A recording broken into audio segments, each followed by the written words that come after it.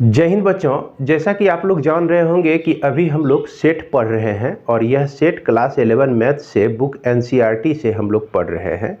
और इसमें हम लोग पिछले 3 लेक्चर के माध्यम से एक्सरसाइज 1.1, एक्सरसाइज 1.2, एक्सरसाइज 1.3 को बना चुके थे। आज हम लोग एक्सरसाइज 1.4 के प्रॉब्लम को देखेंगे। एक्सरसाइज 1.4 के प्रॉब्लम को बनाने से पहले हम लोगों को क्या क्या जानकारी होनी चाहिए, सबसे पहले हम इस पर डिस्कस करेंगे। तो इसके प्रॉब्लम को बनाने के लिए आपको पता होना चाहिए operations of set, operations on set. Set पर जो है ऑपरेशंस, ये ऑपरेशन सबसे पहला ऑपरेशन आपका होता है यूनियन ऑफ सेट्स। तो यूनियन ऑफ सेट्स हम लोग किसको कहते हैं इसको जानेंगे, अब फिर उसके बाद हम समझते चले जाएंगे।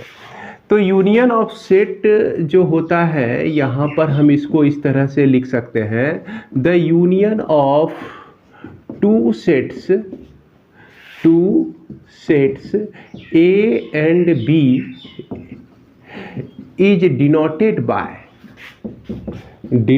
Bye A union B. अब यहाँ पर ध्यान दीजिएगा, ये बीच में यू लिखा हुआ है, इसको हम लोग क्या पढ़ते हैं, ए यूनियन बी पढ़ते हैं। Is the set of all those element, ये जो है आपका सेट होता है वैसे सारे एलिमेंट का ये सेट होता है which is either in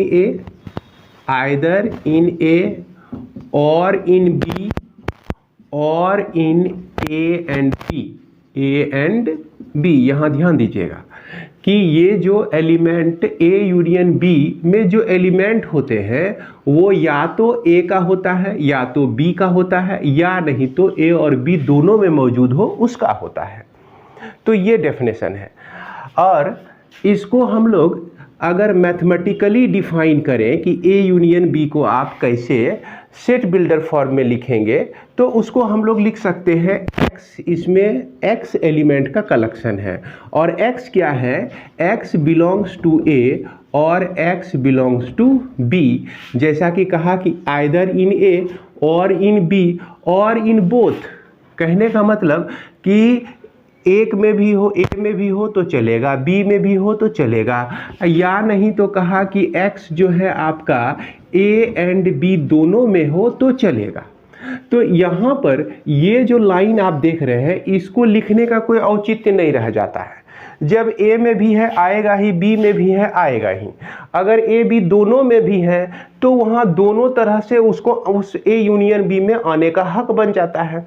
तो इसीलिए प्रायः जब हम ए यूनियन बी को मैथमेटिकली लिखते हैं तो x such that x belongs to A और एक्स बिलोंग्स टू बी लिखकर हम काम चला लेते हैं और उसको लिखने की ज़रूरत नहीं पड़ती है। इसके बाद हम ये समझते हैं कि अगर कोई एलिमेंट ए यूनियन बी का सदस्य है, कोई एलिमेंट, कोई मेंबर ए यूनियन बी में एग्जिस्ट कर रहा है, तो इसका क्या मतलब होता है, इसका मतलब होता है कि x को या तो a का एलिमेंट होना चाहिए या नहीं तो x को b का एलिमेंट होना चाहिए। तो वो जो है निश्चित रूप से a यूनियन b का मेंबर होगा। इसके बाद अब देखिए यहाँ पर थोड़ा सा ट्विस्ट, अगर x जो है a यूनियन b का एलिमेंट है तो ऐसा भी हो सकता है x does not belongs to A और X does not belongs to B, ऐसा भी रिलेशन हो सकता है। आश्चर्य आपको लगेगा कि यहाँ पर X A में बिलोंग करता है। अगर ऐसा कंडीशन हो तो इस तरह से भी लिख सकते हैं और इस तरह से भी लिख सकते हैं। इस तरह से लिखने का आप लॉजिक समझिएगा, ध्यान से समझिएगा कि यहाँ पर ये दोनों और से जुड़ा हुआ है। और से कहने का मतलब या तो ये या तो ये। अगर ये मौजूद है वहाँ पर, अगर ये A does not belongs to A है तो निश्चित रूप से इसके मौजूदगी में हमारा X बिलोंग्स टू B जरूर रहेगा, है ना, अगर ये मौजूद है। संजोग से ये मौजूद नहीं है, ये मौजूद है, तो इस कंडीशन में x बिलोंग्स टू A रहेगा। समझ गए बात को। अब इसलिए भी हम A यूनियन B, अगर x belongs to A union B लिखा हुआ है तो इसको हम इस तरह से लिख सकते हैं।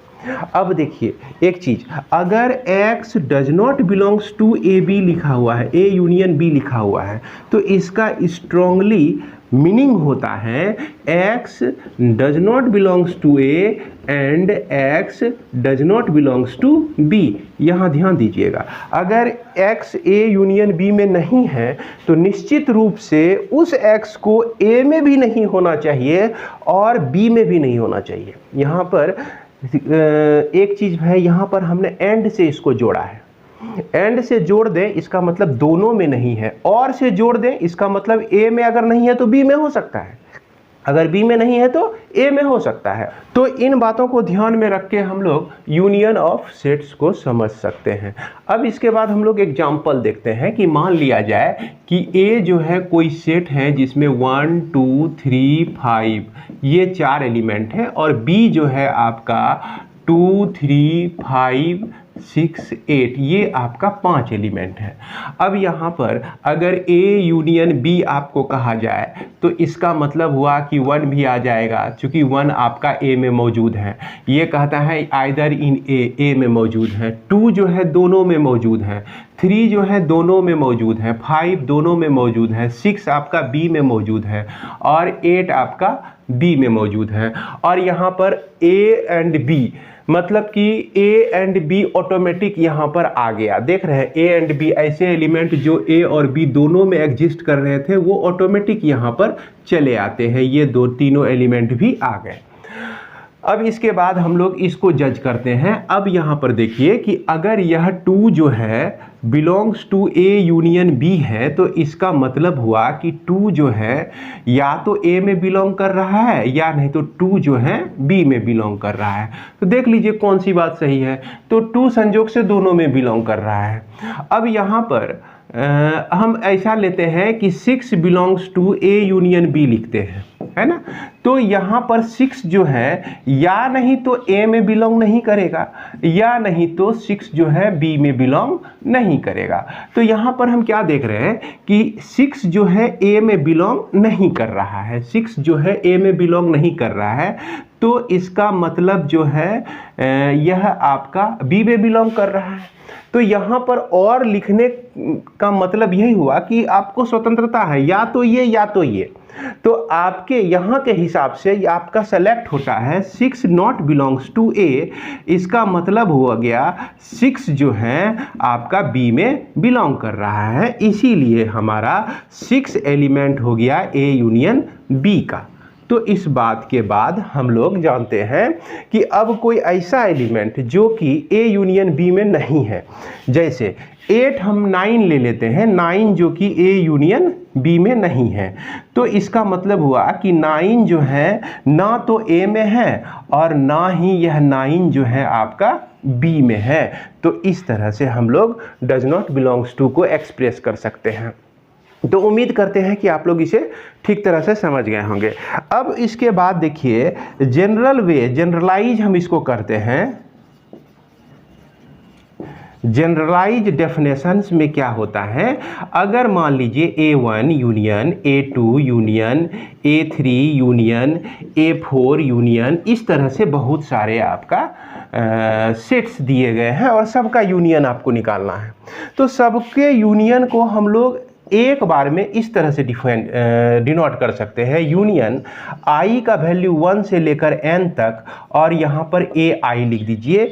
तो ये चीज़ जो है इस पूरे को आपको एक्सप्रेस करता है, और ये कहता है कि यहाँ जो यूनियन ऑफ सेट्स में जो भी एलिमेंट होंगे वो एलिमेंट कहाँ से लिया जाएगा, वो एलिमेंट होगा इसमें से किसी एक में मौजूद है, एटलीस्ट वन सेट में वह एलिमेंट अगर मौजूद है तो वह यूनियन ऑफ सेट्स का एलिमेंट हो जाएगा। तो यहाँ तक तो थी बच्चों यूनियन वाली बात, union operation, union of sets को हम लोग समझ गए। अब हम लोग समझते हैं इंटरसेक्शन ऑफ सेट्स। अगर आपको ज़रूरत लग रही है तो इससे ज़रूर उतार लीजिए आप। इसके बाद हम लोग देखते हैं इंटरसेक्शन ऑफ सेट्स क्या होता है, यानी कि इंटरसेक्शन ऑफ सेट्स को कह सकते हैं the intersection of two sets A and B denoted by A intersection B. यहाँ पर ध्यान दीजिएगा, ये उल्टा टोपी, उल्टा कैप इस तरह से है ना, ये आपका इस तरह से। तो ए इंटरसेक्शन बी इसको हम लोग पढ़ते हैं, is the set of all elements which are common to both A and B. जो कि ए और बी दोनों में कॉमन हो वैसे एलिमेंट का collection he intersection of sets कहलाता है।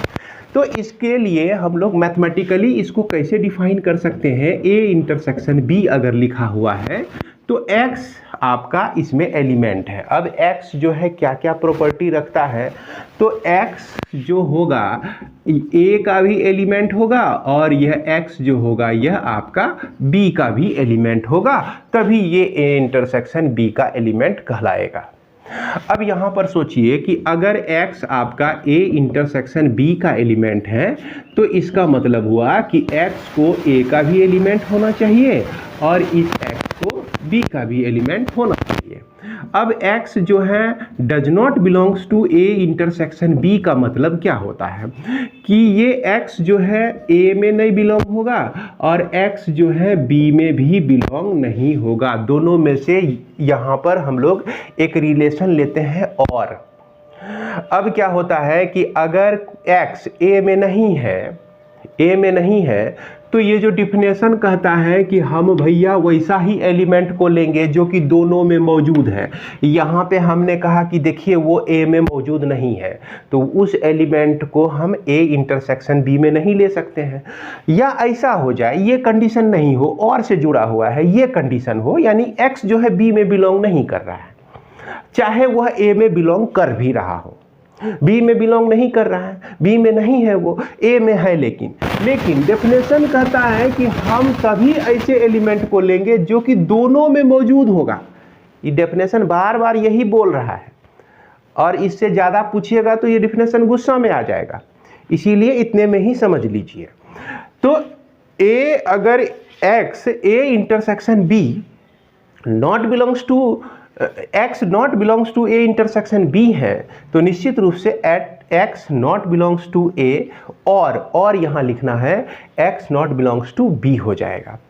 अब देखा जाए कि जनरल फॉर्म इसका अगर a1 intersection a2 intersection a3 है ना, इंटरसेक्शन a4, इस तरह से n आपका सेट्स का इंटरसेक्शन हो तो इसको शॉर्ट में हम लोग इसी तरह से डिनोट कर सकते हैं। इंटरसेक्शन लिया i = 1 से लेकर n तक और a का वैल्यू जो है i हो गया। तो बहुत सारे जब हमारा सेट्स इंटरसेक्शन में हो तो ध्यान रखिएगा इस तरह से होता है और इसमें वैसे ही एलिमेंट का कलेक्शन होता है जो कि सभी में मौजूद हो, यानी सभी के लिए कॉमन हो। अब यहाँ पर एग्जाम्पल हम लोग लेते हैं, जैसे a = हमने लिया था 1 2 3 5 है ना, और b हमने लिया था 2 3 5 6 8, ये सेट हमने लिया था। और यहाँ पर हमको देखना है कि a इंटरसेक्शन b क्या होगा। तो a इंटरसेक्शन b कहता है कि जब दोनों में जो कॉमन है उसको लीजिए। तो यहाँ पर 2 हमारा कॉमन है, 2 है, उसके बाद 3 है, उसके बाद हमारा 5 है। तो इसमें आने वाला एलिमेंट 2 3 और 5 हो जाएगा सिर्फ। अब यहाँ पर अगर यह 2 जो है बिलोंग कर रहा है a इंटरसेक्शन b में तो देखिए इससे स्पष्ट समझ में आता है कि 2 जो है a में भी बिलोंग कर रहा है और यह 2 जो है आपका b में भी बिलोंग कर रहा है। देख लीजिए 2 दोनों में बिलोंग कर रहा है। अब कभी ऐसा हो कि 8 जो है not in a intersection b का एलिमेंट है, a इंटरसेक्शन b का 8 जो है a इंटरसेक्शन b का एलिमेंट नहीं है, तो इसका मतलब क्या हो गया कि 8 या तो आपका a में नहीं बिलोंग कर सकता है या नहीं तो आपका b में बिलोंग नहीं कर सकता है। तो यहाँ कौन सी बात सही है? यहाँ सही है आपका बात a, ये 8 जो है a में बिलोंग नहीं करता है। तो यहाँ तो और लिखा हुआ है तो हम इसको सेलेक्ट कर लिए, तो ये हमारा क्या हाँ इसको सेलेक्ट कर लिए, a में यह नहीं है तो ये हमारा डिसेलेक्ट ऑटोमेटिक हो गया। कहने का मतलब अगर इसको सेलेक्ट किए तो इससे अर्थ निकलता है कि 8 जो है आपका बी में बिलोंग करता है। और यहाँ पर और लिखने का मतलब हुआ या तो ये, दोनों नहीं, दोनों एक साथ नहीं, ध्यान रखिएगा इस बात को। यानी कि हमने इसको सेलेक्ट किया, x8 does not belongs to A, इसका मतलब हो गया कि यहाँ पर हम सच्चाई यही देख रहे हैं कि 8 जो है बिलोंग कर रहा है बी में। तो इसको हम लोग ऐसे भी लिख सकते हैं, है ना, 8 does not belongs to A, and अगर यहाँ लिखते हैं 8, माफ करेंगे, does not belongs to A, 8 belongs to B. इस तरह से हम लोग लिख सकते हैं इसको, है ना, अगर लिखना चाहें तो इस तरह से हम लोग लिख सकते हैं। तो उम्मीद करते हैं कि इंटरसेक्शन ऑफ सेट्स भी आप लोग समझ गए होंगे। इंटरसेक्शन ऑफ सेट्स के बाद हम लोग जानते हैं कि डिसजॉइंट सेट क्या होता है। डिसजॉइंट सेट्स क्या होता है? Two sets A and B are said to be disjoint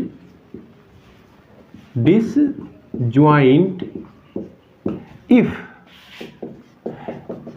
there are no common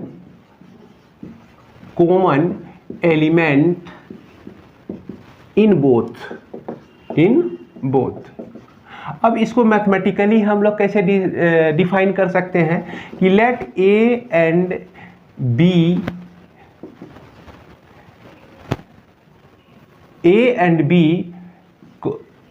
are said to disjoint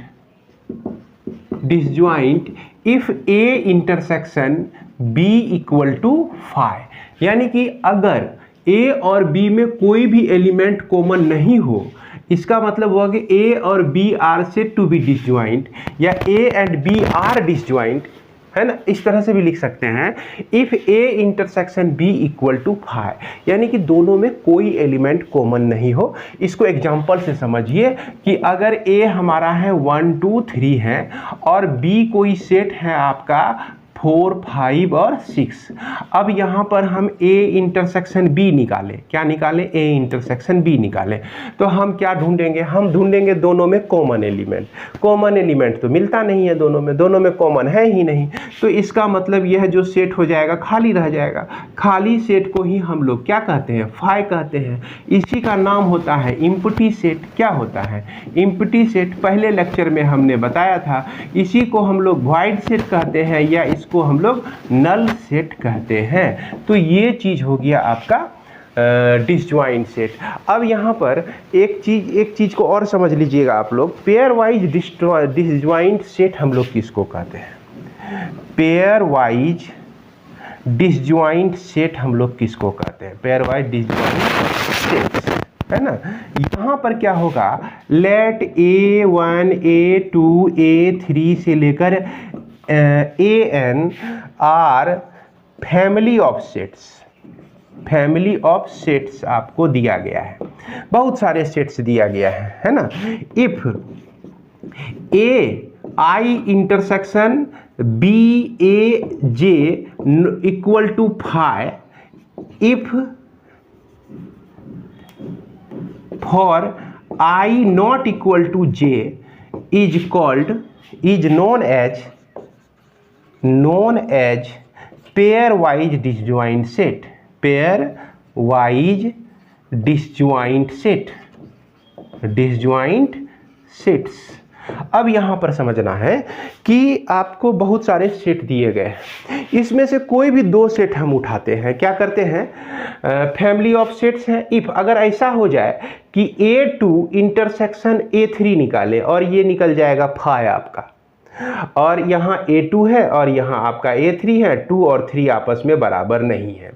A2 है और उसके बाद मान लीजिए A6 है और दोनों का इंटरसेक्शन हम निकाले और यह भी निकल गया फाई, यानी कि इसमें भी कोई कॉमन एलिमेंट नहीं है। तो A के साथ लगा हुआ है 2 और इसके साथ लगा हुआ है 6, तो 2 और 6 आपस में बराबर नहीं है। तो ये कंडीशन को हर एक सेट जो है फुलफिल कर रहा है।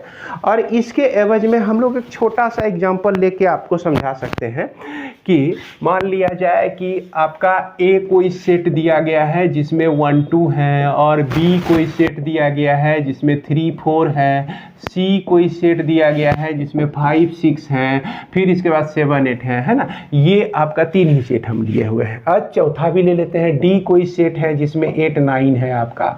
तो अब यहाँ पर देखिए ए इंटरसेक्शन बी निकालिए, या सी इंटरसेक्शन डी निकालिए, या नहीं तो बी इंटरसेक्शन डी निकालिए। इस सब में जो है कॉमन एलिमेंट कहीं है ही नहीं। तो ये जो सेट के फैमिली है, ये फैमिली है ना, यानी परिवार है, सेट का परिवार। 2 से 3 से ज़्यादा अगर हो जाए तो परिवार हो जाता है। तो ये कैसा परिवार है? पेयर वाइज डिसजॉइंट सेट का परिवार है। तो उम्मीद करते हैं कि इसे आप लोग ठीक तरह से समझ गए होंगे। अब चाहे तो इसमें आप लोग कुछ उतार लीजिए इसको। तो इसके बाद हम लोग देखते हैं आगे डिफरेंस ऑफ सेट्स क्या होता है। डिफरेंस ऑफ सेट के बारे में कहा गया कि the difference of 2 sets A and B denoted by A minus B, जिसको हम लोग डिनोट करते हैं ए माइनस बी से, is the set of all those elements of A. ये जो सेट होता है ए के वैसे एलिमेंट का सेट होता है ना, which are not element of B, जो कि बी का एलिमेंट नहीं हो। अब यहाँ पर इसको समझना है ना। तो समझने के लिए हमने क्या किया कि सबसे पहले मैथमेटिकली इसको लिखते हैं। कह रहा है कि a माइनस बी को हम कैसे एलिमेंट को ले सकते हैं, x such that x belongs to a, और इसके बाद यह जो है x does not belongs to b होना चाहिए, तभी हमारा a माइनस बी हो जाएगा। अगर ऐसा हो जाए कि b माइनस a लिखना है तो x such that x belongs to b होगा, लेकिन x does not belongs to a होना चाहिए। अब इस डेफिनेशन को मिलाइए। ये कहता है कि a माइनस बी जो है is the set of all those element of A का एलिमेंट होगा, a माइनस बी में सिर्फ a का एलिमेंट होगा जो कि b का एलिमेंट नहीं हो। अब यहाँ पर हम लोग इसको एग्जाम्पल से समझते हैं। एक चीज़ और समझ लीजिए कि अगर हमारा x जो है a माइनस बी का एलिमेंट है, तो इसका मतलब होता है कि x जो है सिर्फ a का एलिमेंट होना चाहिए और उसके बाद x को b का एलिमेंट नहीं होना चाहिए। अगर x does not belongs to a minus B है तो इसका मतलब x जो होगा a का एलिमेंट तो भैया नहीं होगा। अब यदि ऐसा हो जाए कि x b का भी एलिमेंट हो तो भी यह a माइनस बी का एलिमेंट नहीं होगा। अगर x जो है b का एलिमेंट नहीं भी हो तो भी यह आपका a माइनस बी का एलिमेंट नहीं होगा। इसमें हो अथवा ना हो, इसके रहने ना रहने से कोई फर्क नहीं पड़ता है। समझ गए बात को, क्योंकि इसमें है ही नहीं वो एलिमेंट, है ना। अब यहाँ पर इस चीज़ को समझ गए। अब इसके बाद हम लोग एक एग्जाम्पल की मदद से देखते हैं। जैसे a आपका 1 2 3 4 5 और 6 है आपका, उसके बाद b जो है आपका 4 5 6 8 9 है आपका, इस तरह से दिया गया है। और यहाँ पर a माइनस बी हमको लिखना है। तो a माइनस बी कहने का मतलब इसमें a का एलिमेंट आएगा, a का एलिमेंट आएगा 1 2 3 4 5 6 ही आएगा। अब कहता है कि b का एलिमेंट वो नहीं होना चाहिए, b का एलिमेंट नहीं होना चाहिए। तो यहाँ पर देखिए 4b का, ये 4 जो है b का एलिमेंट है तो इसको भगाइए यहाँ से। उसके बाद 5 जो है b का एलिमेंट है, इसको भी भगाइए यहाँ से। और 6 जो है b का भी एलिमेंट है, इसको भी भगाइए। यानी कि b के एलिमेंट से इसको दुश्मनी है। तो इसलिए इसमें बचा क्या, सिर्फ 1 2 3। तो इस तरह से आपको a माइनस बी आ गया। इसके बाद ऐसा हो जाए कि आपको कह दे कि b माइनस a निकालना है, तो b कह रहा है तो b का एलिमेंट को बुलाइए। 4 5 6 8 9 सबको बुला लिए। अब कहता है कि माइनस a, यानी कि a का एलिमेंट अगर इसमें है उस सबको भगा देंगे। जैसे 4 आपका है ना, a का एलिमेंट है, इसको हटा देंगे। 5 आपका ए का एलिमेंट है तो इसको भी हम लोग हटा देंगे। 6 जो है ए का एलिमेंट है, इसको भी हम लोग हटा देंगे। ए का एलिमेंट से इसको दुश्मनी। अब इसमें क्या बच गया, 8 और 9 बच गया। यानी कि देख रहे हैं b माइनस ए जो हमारा निकला, ये क्या निकला, 8 9 निकला। और इस सब में एक चीज़ ध्यान देने वाली बात है, एक चीज़ ध्यान दीजिएगा कि a माइनस बी जो है कभी बराबर नहीं होता है b माइनस ए। यानी कि डिफरेंस जो होता है कम्यूटेटिव लॉ को होल्ड नहीं करता है, कम्यूटेटिव लॉ का पालन नहीं करता है। यानी हिंदी में कहिए तो क्रम विनिमय नियम को यह पालन नहीं करता है। यानी कि कम्यूटेटिव लॉ नॉट कम्यूटेटिव, ये जो है आपका कम्यूटेटिव नहीं होता है। क्लियर है। अब इसके बाद हम लोग समझते हैं कि कंप्लीमेंट ऑफ सेट क्या होता है। कंप्लीमेंट ऑफ सेट क्या होता है, कंप्लीमेंट ऑफ सेट क्या होता है। तो कंप्लीमेंट ऑफ, यहाँ पर ध्यान दीजिएगा, complement of any set A, complement of any set A is denoted bye, इसको हम लोग डिनोट करते हैं, डिनोटेड बाय ए डैश और ए सी, है ना, is the set of elements of you, universal set. ये जो होता है यूनिवर्सल सेट का एलिमेंट उठा के लाता है। भैया कहाँ से लाता है ये ए डैश एलिमेंट, यूनिवर्सल सेट से के एलिमेंट को उठा के लाता है। ये कैसे लाता है ना, is the set of element of universal set which is not element of A, जो कि ए का एलिमेंट नहीं होता है। यानी कि वैसे ही एलिमेंट को उठाएगा जो कि ए का एलिमेंट नहीं होगा। अब यहाँ पर हमको कंप्लीमेंट ऑफ सेट समझने के लिए एक यूनिवर्सल सेट को भी लेना पड़ेगा। चलिए पहले हम लोग एग्जाम्पल ही देख लेते हैं, एग्जाम्पल ही आ गया तो एग्जाम्पल ही देख लेते हैं। ये आपका 1 से लेकर 9 तक एलिमेंट हैं। ए आपका है 2 3 4 और 5 है। तो ए डैश अगर निकालना है तो हम u माइनस ए लिखेंगे। क्या लिखेंगे, u माइनस ए लिखेंगे। अब अकॉर्डिंग टू डिफिनेशन, तो u माइनस ए के बारे में अभी हम तुरंत जान चुके हैं। u माइनस ए यानी कोई सेट a माइनस बी का मतलब क्या होता है कि a का एलिमेंट होगा सारा, अब b का एलिमेंट नहीं होगा। अब यहाँ पर u माइनस ए निकालते हैं तो u में तो देख रहे हैं ये सारे एलिमेंट हैं और 2 3 4 5 2 3 4 5 जो हैं ए में मौजूद हैं, इसीलिए ये सारे एलिमेंट को हटा देंगे। 1 हो जाएगा, 2 हो जाएगा, 7 हो जाएगा, 8 हो जाएगा और 9 हो जाएगा।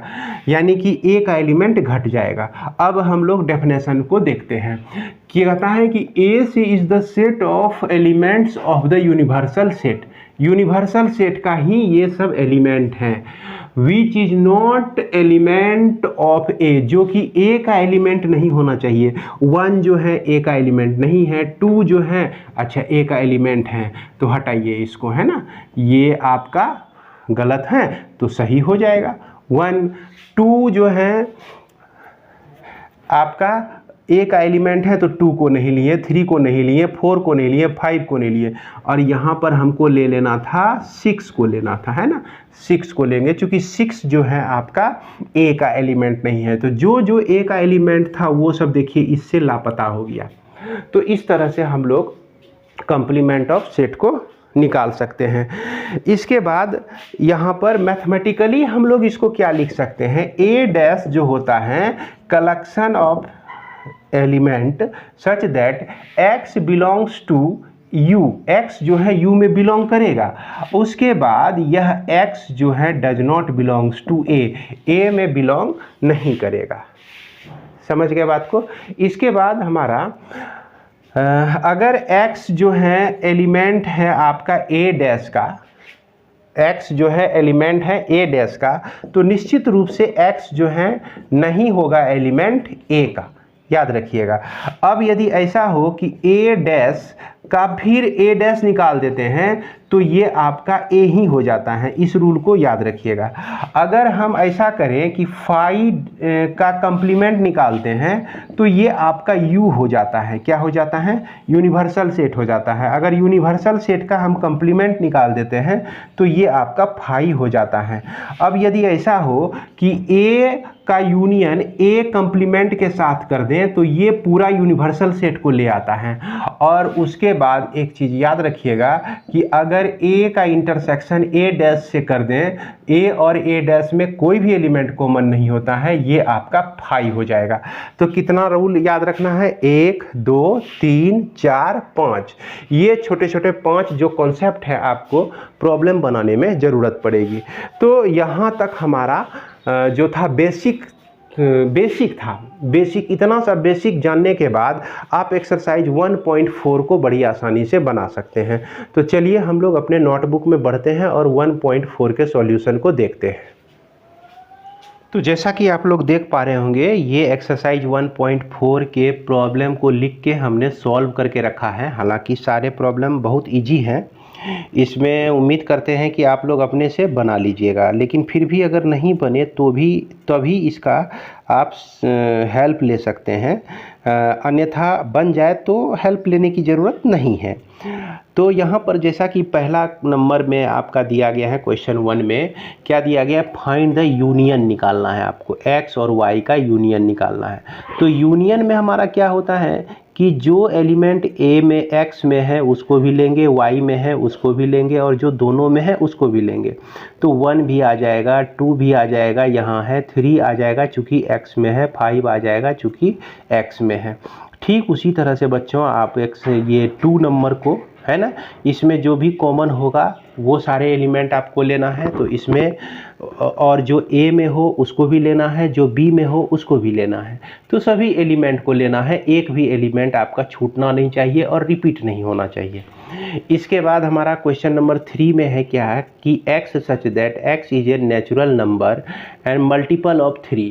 तो मल्टीपल ऑफ 3 देख रहे हैं, 3 का मल्टीपल यही होता है आपका 3, 6, 9, 12, 15, और यहाँ पर नेचुरल नंबर है लेस देन 6 है। तो लेस देन 6 कहने का मतलब 1 2 3 4 5, और 6 को नहीं लेंगे क्योंकि 6 से आपका छोटा होना चाहिए। अब इस दोनों के एलिमेंट का कलेक्शन हम यहाँ ले लेंगे। यहाँ पर हमको सिर्फ रिपीट नहीं करना है, 1 आ जाएगा, 2 आ जाएगा, 3 आ जाएगा आपका, 4 आ जाएगा, 5 भी आ जाएगा। अब 6 यहाँ से आ जाएगा, और 9 यहाँ से आ जाएगा, 12 यहाँ से आ जाएगा, 15 यहाँ से आ जाएगा। देख रहे हैं। इसके बाद इसमें 4 नंबर में x such that x is a natural number and 1 less than x less than और इक्वल टू 6 है। यानी कि 1 के ऊपर से शुरू कीजिए और 6 तक आप चले जाइए। तो इसमें 2 3 4 5 और 6 एलिमेंट हो जाते हैं। इसके बाद यहाँ पर नेचुरल नंबर है 6 और 10 के बीच में है। तो 6 और 10 के बीच में 7 8 9 है आपका। अब इस दोनों का यूनियन निकालना है, तो इस तरह से आप लोग निकाल सकते हैं। यहाँ पर 2 देखिए इसमें मौजूद था इसीलिए लिए, 3 इसमें था, और यह 4 आपका यहाँ पे था, 5 आपका यहाँ पे था ए में, 6 भी आपका ए में था, 7 जो है 7 आपका यहाँ पे, और 8 आपका यहाँ, और 9 आपका यहाँ। यानी कि दोनों में से किसी एक में भी मौजूद है, तो उस सारे एलिमेंट को हमने यहाँ पर लिया है। इसके बाद ए जो है 1 2 3 और बी जो है आपका 5 है। तो इसमें ए यूनियन बी 1 2 3 ये सारे एलिमेंट ही आ जाएंगे। इसके बाद क्वेश्चन नंबर 2 में कहता है कि A B is a proper subset B. क्या ए जो है प्रॉपर सबसेट बी का है? What is A union B?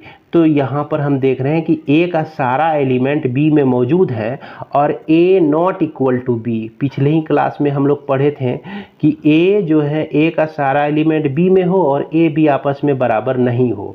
कहने का मतलब कि ये जो हो जाएगा प्रॉपर सेट हो जाएगा और इसका ए यूनियन बी जो है ए बी सी ही हो जाएगा, है ना। इसके बाद question number 3, if A and B are two sets such that A जो है प्रॉपर सबसेट बी का है, then what is A union B, तो ए यूनियन बी निकालना है हमको। तो ए यूनियन बी में क्या देखते हैं कि बी का ही एलिमेंट सारा आ जाता है, क्योंकि 1 2 तो आएगा ही, ए का सारा एलिमेंट हो गया, बी में एक 3 है तो 3 भी आ जाएगा। अब इसको हम जब देखते हैं तो समझ में आता है कि ए यूनियन बी जो है तो ये तो बी के बराबर है, तो यहाँ पर हैंस ए यूनियन बी को हम बी के बराबर लिख सकते हैं। इस तरह का रिजल्ट और ऑब्जेक्टिव क्वेश्चन आ जाता है कभी कभी, इस बात को हमेशा में आप लोग ध्यान में रखेंगे। आगे बढ़ते हैं, हम लोग देखते हैं ये क्वेश्चन नंबर 4। तो बच्चों क्वेश्चन नंबर 4 आप लोग खुद ही बनाइएगा, है ना। ये हमने आपको बना के दिया हुआ है, हालांकि इसमें जो है आप को एक दो को हम डिस्कस कर लेते हैं। जैसे यहाँ पर ए बी सी और डी आपका दिया गया है, A union B, A union C, B union C. तो चलिए बी यूनियन सी को हम डिस्कस करते हैं। तो बी यूनियन सी, तो बी में आपका 3 है, यहाँ ध्यान दीजिएगा, बी यूनियन सी 3 भी लेंगे, 4 भी लेंगे, 5 भी लेंगे, 6 भी ले लेंगे। अब इसके बाद यहाँ पर 5 दोनों में था तो वो तो आ ही चुका है आपका, 6 दोनों में था तो यह भी आ चुका है, 7 जो कि सिर्फ सी में मौजूद था तो वो उसको भी लेना है, और 8 जो कि सिर्फ सी में मौजूद था उसको भी लेना है। अब यहाँ पर एक चीज़ ध्यान दीजिएगा, ये 3 गो सेट का यूनियन है, 3 सेट का यूनियन है। तो 3 सेट का यूनियन है तो ये डिस्कस हम लोग करते हैं ये लास्ट वाला, B union C union D. तो बी यूनियन सी आप देख लीजिए यहाँ पर निकाले हुए हैं, बी यूनियन सी निकाले हुए हैं। अब इसका यूनियन जो है आपका डी के साथ करना है, तो बी यूनियन सी इसको और आप इसको, इस दोनों का यूनियन निकाल लीजिए। तो यहाँ हम देख रहे हैं कि इसमें जितने भी एलिमेंट हैं वो सारे तो आएंगे ही, इसके बावजूद डी में जो भी एलिमेंट है वो भी इसमें मौजूद है आपका, है ना। बी यूनियन सी में जो एलिमेंट है वो भी आपका यहाँ मौजूद है, ये ऊपर लाइनिंग हम किए हुए हैं, और डी में जो एलिमेंट हैं सारे मौजूद हैं। तो इस तरह से सारे एलिमेंट को हमको ले लेना है। हमको लगता है कि अब आप लोग समझ गए होंगे। और क्वेश्चन नंबर 5 में कहता है find the intersection each pair of the set. यहाँ पर हमको इंटरसेक्शन निकालना है। तो इंटरसेक्शन क्या होता है, दोनों में जो कॉमन होगा उसको हम लेंगे। इस दोनों में कॉमन है आपका ए और कुछ नहीं, तो ए हम ले लिए।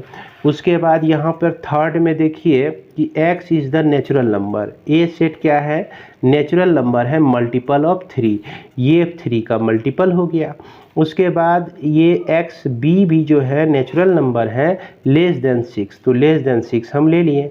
अब इस दोनों में कॉमन क्या है, तो इस दोनों में कॉमन हम देख रहे हैं सिर्फ 3 को, तो यही हो जाएगा ए इंटरसेक्शन बी आपका। क्या हो जाएगा, यही हो जाएगा ए इंटरसेक्शन बी हो जाएगा। अब देखिए 4 नंबर में कहता है कि x such that x is a natural number and 1 less than x less than और इक्वल टू 6, यानी कि इसमें आने वाले एलिमेंट 2 3 4 और 5 और 6 हो गया। इसके बाद इसके हिसाब से जैसा कि हम लोग अभी थोड़ा देर पहले इसी तरह का प्रॉब्लम पर डिस्कस किए थे, इसमें 7 8 9 एलिमेंट हो गया। अब इस दोनों में कुछ कॉमन है ही नहीं, तो इसका मतलब 5 हो गया। ये क्या हो गया, इम्प्टी सेट हो गया। इसको हम लोग क्या कहेंगे, इम्प्टी सेट कहेंगे।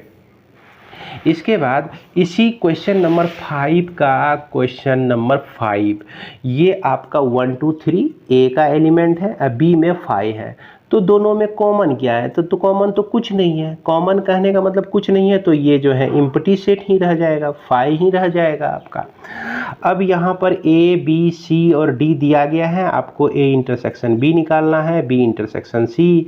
तो ए और बी में देखिए कॉमन क्या है, ए और बी में ध्यान से देखिए कॉमन है, 7 दोनों में है, 9 दोनों में है और 11 दोनों में है, तो इसलिए हम लोग 7 9 और 11 को ही लेंगे।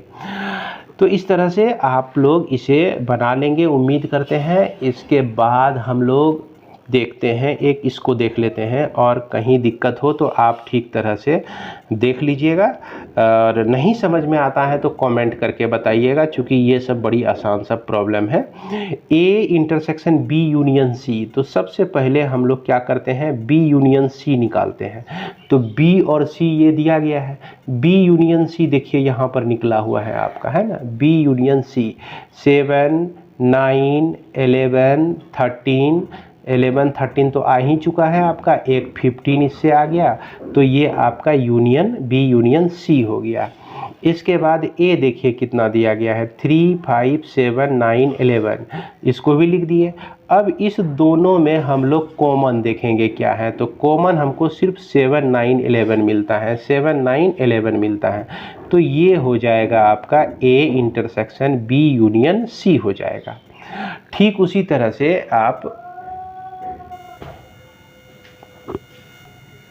इसके बाद हमारा जो दिया गया है ए इंटरसेक्शन बी और बी यूनियन सी, तो पहले हम लोग ए इंटरसेक्शन बी को निकालेंगे। तो ए इंटरसेक्शन बी में 7, 9, 11 है आपका, और बी यूनियन सी जैसा कि अभी हम लोग यहाँ पर निकाले थे बी यूनियन सी, तो बी यूनियन सी में जितने भी एलिमेंट हैं उसको हमने यहाँ पर लिख दिया। अब कहता है कि इसका इंटरसेक्शन, इस दोनों का इंटरसेक्शन, तो इस दोनों में कॉमन क्या क्या है आपका, 7, 9, 11, 7, 9, 11, तो इसीलिए हो जाएगा 7, 9, 11 हो जाएगा। ठीक उसी तरह से ए यूनियन डी आपको निकालना है। ए यूनियन डी आप देख लीजिए, ए यूनियन डी, ए और डी का यूनियन लीजिए, तो इसमें 3, 5, 7, 9, 11, 15 और 17 ये सारे एलिमेंट आ जाएंगे। तो वही चीज़ हमने किया है, 3, 5, 7, 9, 11, 15 और 17 सारे एलिमेंट आ गए।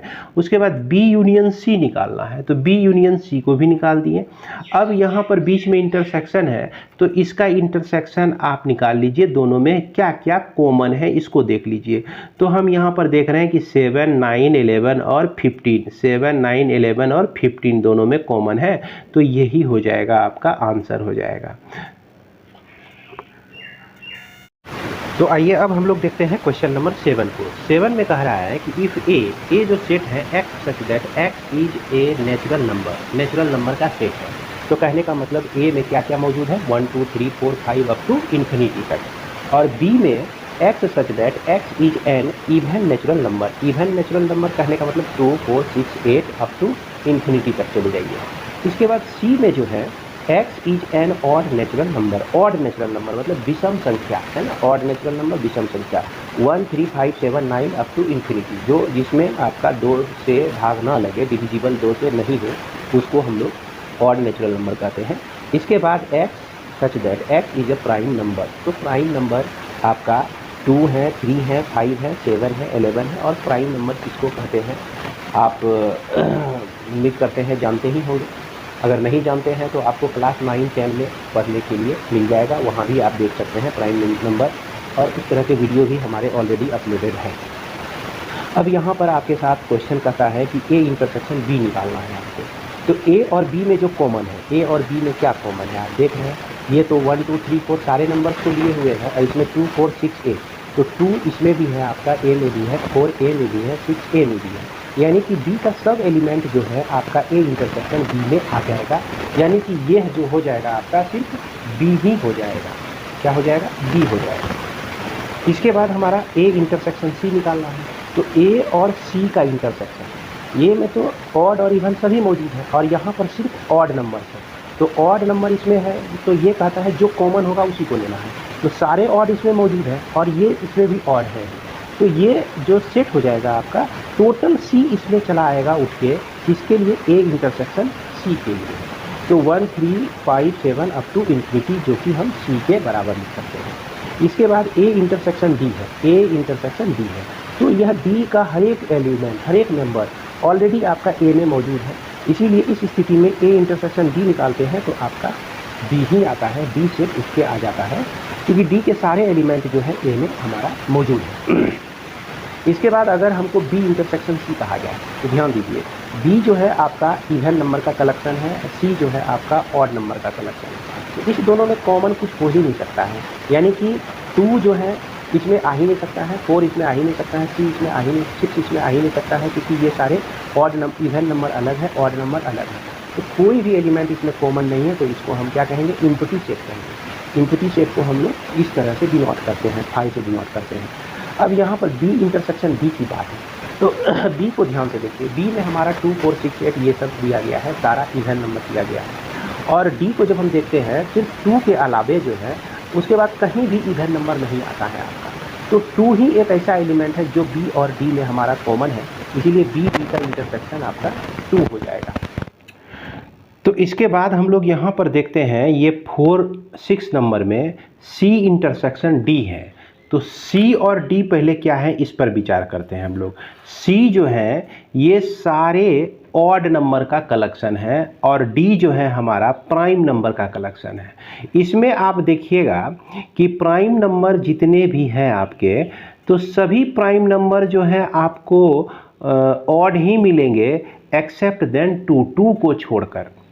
तो इसलिए यह भी आपका कलेक्शन है ऑड नंबर का और यह भी कलेक्शन है ऑड नंबर का अगर 2 को हम छोड़ देते हैं। तो इसीलिए इसके इंटरसेक्शन में हम लोग जितने भी प्राइम नंबर हैं सभी प्राइम नंबर इसमें आ जाएंगे और उसमें वो सभी प्राइम नंबर कौन सा होगा, ऑड होगा, अर्थात उसमें 2 जो है नहीं होगा, है कि नहीं। यहाँ पर सिर्फ ऑड प्राइम नंबर लिखने से हमारा ये काम पूरा हो जाता है, 2 ऑटोमेटिक वहाँ से हट जाता है। 2 ऑटोमेटिक ऑड प्राइम नंबर लिखने से क्या हो जाता है, ये सभी आ जाते हैं 2 को छोड़कर।